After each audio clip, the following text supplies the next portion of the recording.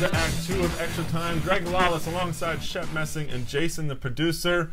Sound Advice is Act 2, and that means we are joined by Seattle Sounders FC head coach Sigi Schmid. Welcome to the show, Ziggy.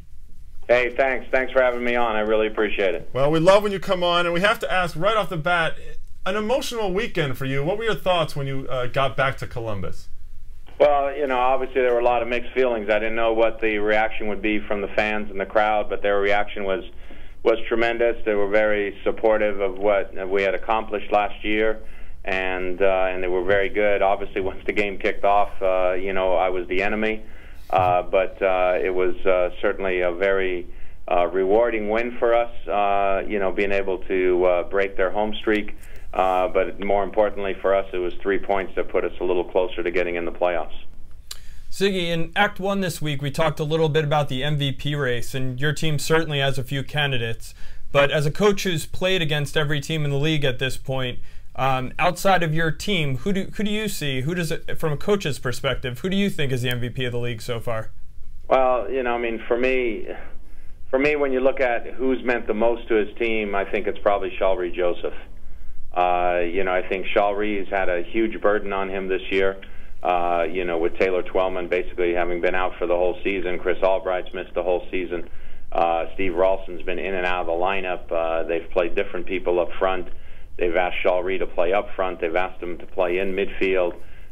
You know, he warriors on even when he's a little bit hurt, and I think he's the guy. If you took Shalrie out of their team, I think, you know, there'd be a huge hole there. So I think Shalrie certainly had a very big impact on his team, and his team wouldn't be close to the playoff race, I think, without him. Well, Ziggy, one of the new guys you've had this year, obviously, has been a revelation, is Freddy Montero. And we actually got an email from a fan, a viewer, who wanted to know how Seattle were able to secure Montero's rights after all of the rumors about overseas interest. Well, you know, I mean, we have them on loan, so certainly the overseas interests still exist. Those options are definitely possibilities for him, and we stand the chance of losing him next year. But you know, loan fee and salary and everything else, we were able to get it done. Sometimes you can't always trust the salaries you see on MLS salaries because it doesn't reflect loan fees and all that other stuff that goes into it. And, you know, so we were lucky that we were able to secure his services for this year. And, you know, that's one thing in Seattle that we're always trying to look for, is we're trying to look for young, talented players that we can bring in, whether it's on loan or that we can get somehow because they haven't quite hit the mainstream, and hope to continue their development. As they say, Ziggy, thank you very much for joining us here. We've been promising for the last couple of weeks that we'd get to your emails, and so let's do it right now. And we'll start with an email that actually came from our viewer that asked that question of Sigi Schmid during our interview.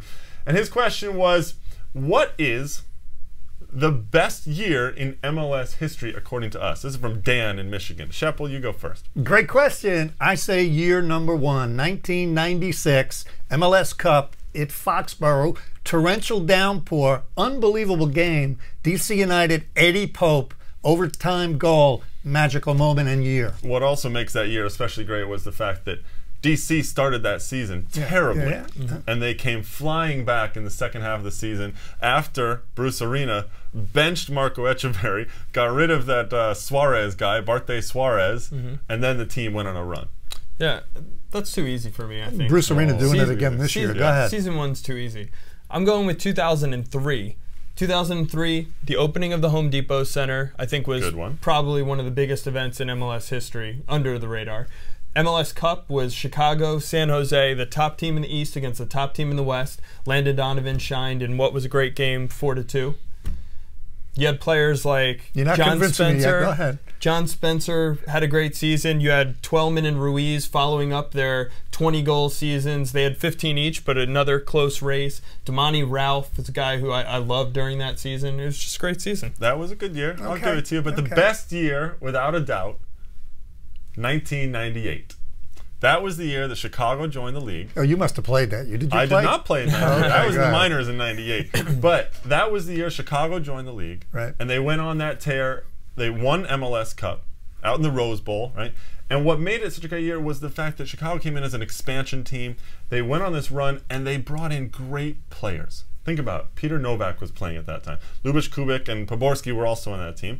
But you also had guys in that league at that point. Echeverri was still there. Valderrama was still playing. This was when Diaz Arce started to play really well. Preki was still playing. Preki, well done. Preki was still playing in 2003, yes. Though. So Preki was still playing. We had all these great players all over showing us exactly the way the game should be played. Bob Bradley coaching that team. Bob Bradley coaching that Chicago team to a win in MLS Cup over DC United. It was a fantastic day at the Rose Bowl. That's what I'm going with. 98, there's no doubt I was right on this question. I'm curious to know what the fans think. Send us what you think. Yeah. Inaugural season, 96. But great question and stirs memories. Yep. Send us your suggestions as well. ExtraTime@MLSnet.com. The next email comes to us from Scott in Attica, Indiana, which we hope is not like Attica, New York. And he went to the Chicago-Toronto game. He was, quote, pumped up to see McBride and De Rosario in person. He even predicted a 2-2 game. Nice job. The question is, do you think that Chicago has what it takes to win MLS Cup? Scott, I think they do. And I think people always have a knee-jerk reaction that, you know, it's going to be Houston, it's going to be the LA Galaxy, it's going to be Columbus. Just look back at last year. Nobody expected the Red Bull team to get to the final. It was going to be Salt Lake or Red Bull in MLS Cup final. So, you know, it's not ordained right now that it's going to be Columbus against Houston. I think Chicago has a shot. I'll take that and say Chicago does have a shot at getting to MLS Cup. They need Blanco to get healthy. They need to shore things up in the back. They can play close games. I agree that they can win those close games, and they could win the East. But this year, Chicago, 0-4-0 against Houston and LA combined. So they can get to MLS Cup, but I don't think they can win it. Ooh. Well, that's assuming that Chivas doesn't actually win the West, which is what I think. I agree with you. Chicago has what it takes. I think in the postseason, after you get to that point, just about every team in the league has what it takes to some extent. I do think Columbus is still the team to beat right now. The last question comes from either Carlos or Rosario. We're not really sure, but that's what the email said. Maybe both. Maybe both. And they're somewhere. We don't even know where they are. But their question is, don't all fans in the league deserve to have a designated player on their team? Well, I would say this. Right now, if you look at the standings, the top 5 teams in the standings all have a designated player on the team. But that's a little misleading because Landin didn't help Houston get to where they are. And I think the other part of this is, if you look at it, Houston and New England made it to MLS Cup after MLS Cup without designated players. Do they deserve a DP? Yes. For the excitement, for the fans, you're buying a season ticket, my answer is yes. Absolutely. They can use a DP, go get one. Would you rather win or have a DP? I'd rather win with a DP. And that's the ultimate answer right there.